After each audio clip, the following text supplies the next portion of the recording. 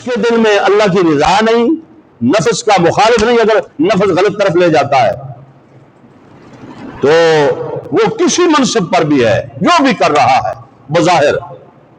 بے شک وہ قرآن و حدیث کی تبلیغی کیوں نہ کر رہا ہو، اگر اللہ کی رضا نہیں اور نفس امارہ کی مخالفت نہیں تو اس کو پتہ ہی نہیں ہے کہ ولایت ہے کیا، ولایت کسے کہتے ہیں۔ اور ولایت کا مقام جو ہے یہ بڑا اعلیٰ مقام ہے،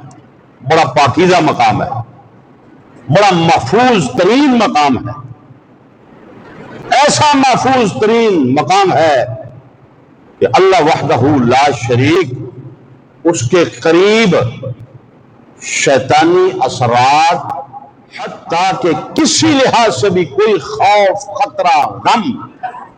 اس کے قریب نہیں آنے دیتا۔ اسی لیے اللہ نے اعلان فرمایا الا خبردار ان اولیاء اللہ لا خوف علیہم ولا هم یحزنون، خبردار لوگوں سن لو، جو اللہ کے ولی ہیں ان پر نہ کوئی خوف ہے نہ وہ غمگین ہوں گے۔